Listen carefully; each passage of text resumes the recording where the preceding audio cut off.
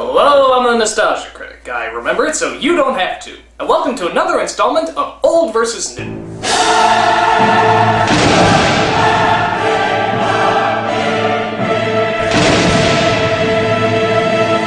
You wanna know what I love? Tim Burton. Every time you see a movie by him, you know it's always gonna be dark, strange, and goofy. That is, except when he reimagines stuff. We all know what a powerhouse remake Planet of the Apes was, so I wasn't very enthusiastic when he was remaking one of my childhood favorites, Willy Wonka and the Chocolate Factory. When I saw the trailer for this movie, I really thought it was gonna blow. You can't top the original, no way, no how. But, much to my surprise, I was totally right. Not that it was the worst film, but I just don't think it held a candle to the original. Is this just the thoughts of a stubborn curmudgeon, or is there really something there that I'm missing? Well, let's take a look back. This is Willy Wonka and the Chocolate Factory versus Charlie and the Chocolate Factory. I've got a perfect puzzle for you. Willy Wonka, the amazing chocolate tea. Willy Wonka, here he is. So let's get down to the main star himself. That is the main star of Willy Wonka and the Chocolate Factory because his name's in the title. Even though that movie was more about Charlie, and that Charlie and the Chocolate Factory was ironically more about Willy Wonka, sort of a marketing mistake in my opinion. They should have thought a little harder. I forget it.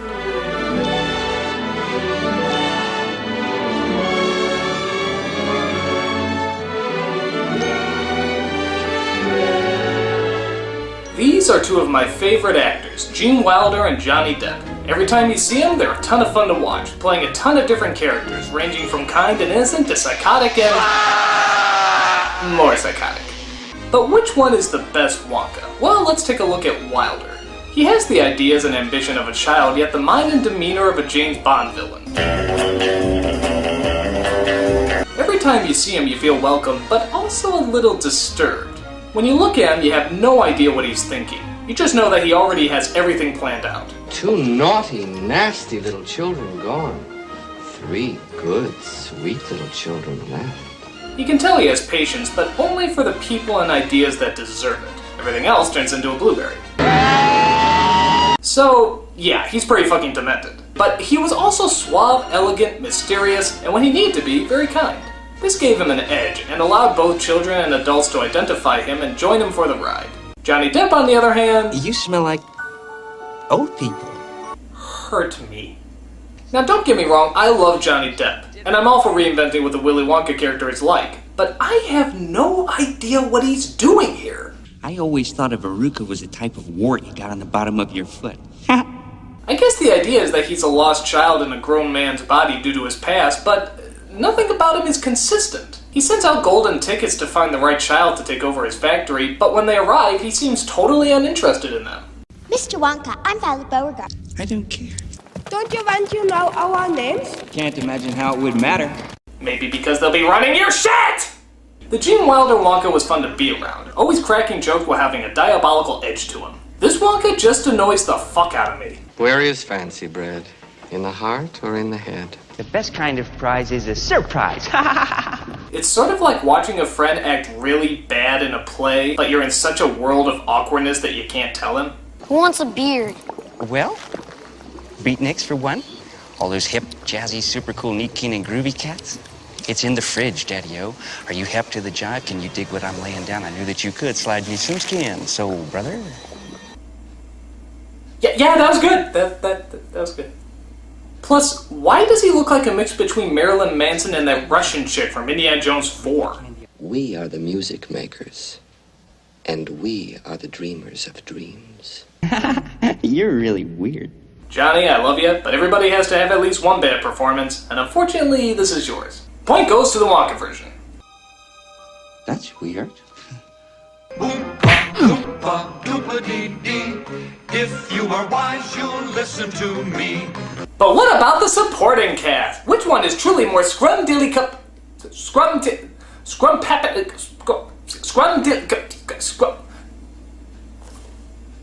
Scrum-dill...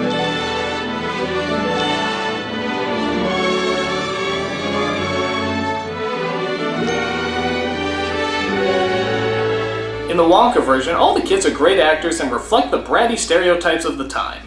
In the Charlie version, they pretty much got that down too. In fact, they updated. Mike TV is more obsessed with video games than he is with television, and his parents are a lot more careless, like the kind of hapless people who wouldn't mind letting technology raise their child. Die! Die! Die! I also like the update with Violet, as they make her a winning obsessed champion, and not just a gum enthusiast. The mother is updated too, reflecting kind of a perfect soccer mom who pushes her daughter's victories to the nth degree. That's a little bit more of a modern problem than a girl who just chews a lot. How about Grandpa Joe? Both are different, but both seem to be supportive and strong, especially when it comes to prancing out their bed-ridden sheets, fucking fingers. Monsieur has been rocked! I think I like the Wonka Grandpa Joe a little better because he was a tad more stubborn, which made him all the more supportive. But did they really have to make him sing? I never dreamed that I would climb over the moon in ecstasy. Good morning! Look at the sun! Shut up! How about the Oompa Loompas? Well, I gotta say I like the Wonka version again. Why? Well, how do I put this? Even though Deep Roy is a really enjoyable actor and he has a big task playing every single Oompa Loompa, just erase from your mind for a moment that you've ever heard of an Oompa Loompa yet. No idea what it is. Which one of these would be an Oompa Loompa? Is this an Oompa Loompa? No, that's just a little person made even smaller. That's a fucking Oompa Loompa. Orange face, green hair, weird as hell. No contest. But for me, the big deciding point is Charlie himself. And I'm just gonna come out and say it, I hate this fucking brat. I'm sure he's a nice kid and he's acted well in other movies, but he is a friggin' saint in this picture, does everything right, never thinks of himself. He's a damn Boy Scout. We need the money more than we need the chocolate. Candy doesn't have to have a point. I wouldn't give up my family for anything. Usually they're just trying to protect you because they love you. Every time I see his precious little smile, I just want to deck him. What makes you feel better when you feel terrible? My family. Ugh. The old Charlie was a lot more realistic. He was a nice kid, but he was still a kid. He would get sad, he would get angry, and there's even moments where he would get greedy. I want it more than any of them. In case you're wondering if it'll be me, it won't be. Just in case you're wondering, you can count me out. We don't look down at him for it, we just know it's all part of being a little boy. This kid could try out for Jesus. We'll share it. Oh no, Charlie. Not your birthday present. It's my candy bar, and I'll do what I want with it. Do this in memory of me. Also, his performance is pretty bland, but what do you expect when you pretty much have no juicy material to deal with? Sure, of course. Can you remember the first candy you ever ate? The gates are always closed. Aren't I just charming? Ha ha! Seeing how Charlie is one of the main characters as well as the focus of the story, well, that should be. I think it's only fair to give credit where credit's due. Point goes to the Wonka version. Mumbler! Seriously, I cannot understand a single word you're saying. Oompa, loompa, doopa-dee-dee. If you are wise, you'll listen to me. But you can't have a musical adventure without music. Otherwise, you just have an adventure! Which would still be pretty amazing. In fact, maybe even more amazing because you wouldn't have all that damn music around annoying you.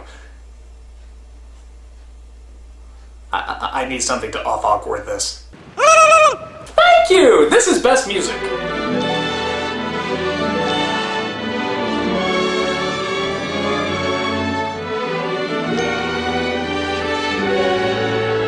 Now, the songs from Willy Wonka are known by pretty much everyone. They're catchy, they're timeless, they're household tunes. The Candyman can. Cheer up, Charlie. I got a golden ticket. So who do you get to try and match songs like those? Well, the guy who did the music for Nightmare Before Christmas is pretty good.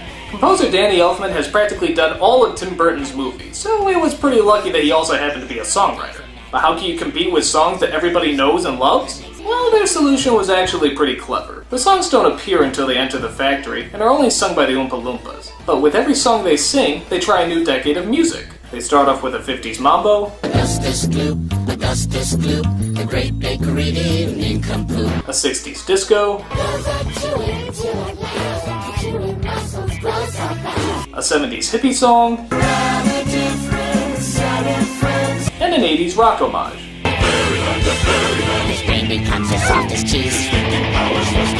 Now that's a really clever idea. The only downside is that the songs, while entertaining, are pretty short and, to be honest, not very memorable. That is, except for... Willy Wonka, Willy Wonka, This song tormented so many people months after they saw this flick. It's so catchy you'll bleed your brains out of your ears. With so much generosity, there is no way to contain it. To contain it, to contain, to contain, to contain. Oh, hooray! But enough of that. That's enough of that. For God's sakes, at least play something else! Stop! But how does the rest of the music fare out? Well, they both seem to match the tone they're trying to set. Wonka's is a bit more whimsical and smooth, where Charlie's is a bit more quirky and deranged.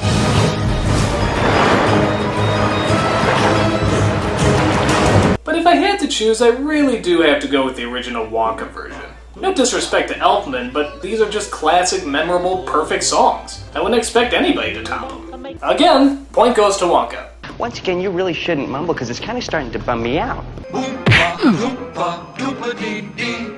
If you are wise, you'll listen to me. But if there's anything you think Tim Burton would be able to outdo, it's the visual style. I mean, this is the guy who said, hey, you know what that guy needs? Fucking scissors on his hands. That'll make the movie work. But is it enough to save this reimagining? Let's take a look at visual style.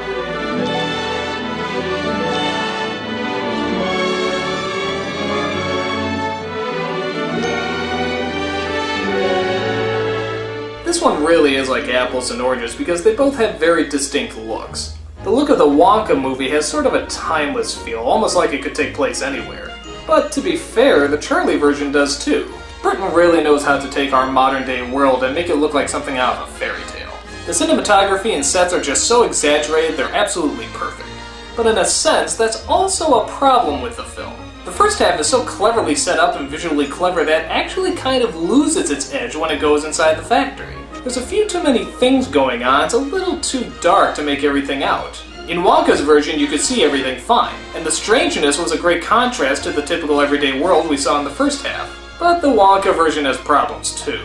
The film does have sort of a 70s tint to the whole thing, and on top of that, the effects were good at the time, but are now a tad outdated. That chocolate river looks more like liquid feces. It always looked like colored water, and it still does. It's polluted. It's chocolate. No, it's not. The Charlie version looked a lot more like chocolate. I mean, it really looks like you can eat that stuff. That and they did actually get the proper design of what a gobstopper looks like. I mean, what the fuck are those? Can't you see? It makes everlasting gobstoppers. No, that's a radioactive paperweight. I'm not sure what you smoked to see gobstopper. In the Charlie version, the factory never did look quite right, but at least it did look more like a factory, particularly in the opening credits. A close call, but I am gonna go with the Charlie version. They just had more money, more time, and a visionary nutball to make it all look good. Point goes to the Charlie version. He's absolutely bonkers.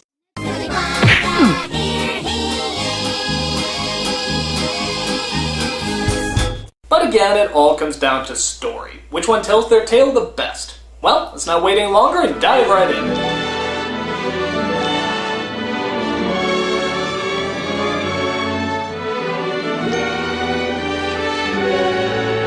While both versions seriously deviate from the book, I give credit that they both create their own vision of what they're trying to say. As I said before, the Wonka version is more focused on the Charlie character, and the Charlie movie is ironically more focused on the Wonka character. Isn't that strange? And I have to be honest, I went into the Charlie version expecting to hate it, but when it started, I didn't find it that bad. It seemed creative and felt like it was trying to start its own unique version that actually kind of worked. That is, again, until Depp showed up. Jack! But then again, the Charlie version is almost banking on the fact that you saw the other version. The scene where Grandpa Joe walks is almost glanced over, and like I said before, Charlie is so underdeveloped you could pretty much just run the movie without it. He's pretty much a footnote next to Wonka. The film also shows a lot more, like I never really wanted to see Loompa Land. I had my own vision of what a Vernicious Knid looked like, and it did not look like that thing. In fact, I still have my kindergarten drawing of what I thought one originally looked like. I had issues. It also bothered me how we don't know if the kids survived in the Wonka version, yet we clearly see them survive in the Charlie version. I think the message sticks much more to kids when you don't know if they survived, but there's still that possible out that they did. There's also no Slugworth, but that wasn't really in the book anyway. And there's also no outburst at the end, which seemed to really put Charlie's innocence and kindness to the test. Now granted though, the Charlie version did update a lot of plot holes. Like, why shrink down a giant piece of chocolate that could make like 50 bars into one? In this version, they actually say they want to teleport through television, which is a lot more clever. They also explain that Wonka is looking for children to win the golden tickets, not adults. I mean, how did he know in the other version that coincidentally 5 children and not 5 adults would find the tickets? I'm a trifle deaf in this ear. Speak a little louder next time. But what really gets me are the morals. That's probably the weirdest part. The moral of the Wonka version is just always be good and true to yourself and one day you'll get your reward. Simple enough. The moral of the Charlie version, I guess, is to always be a kid at heart but be an adult in your mind. Don't spend your adult life being a little child. But that's more of a message for grown-ups, isn't it?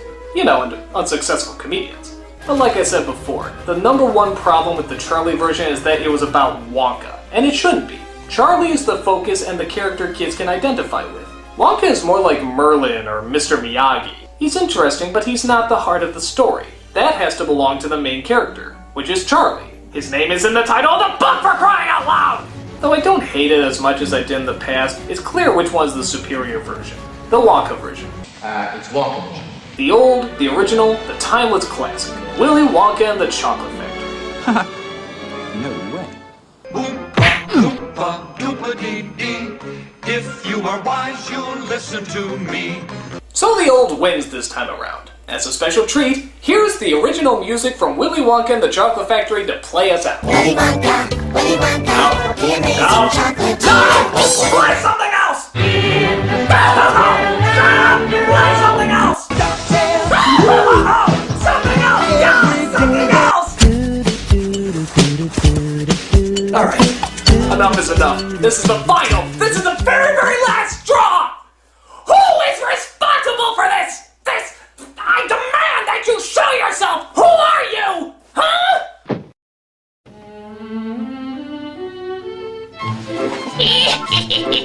Ain't I a stinker?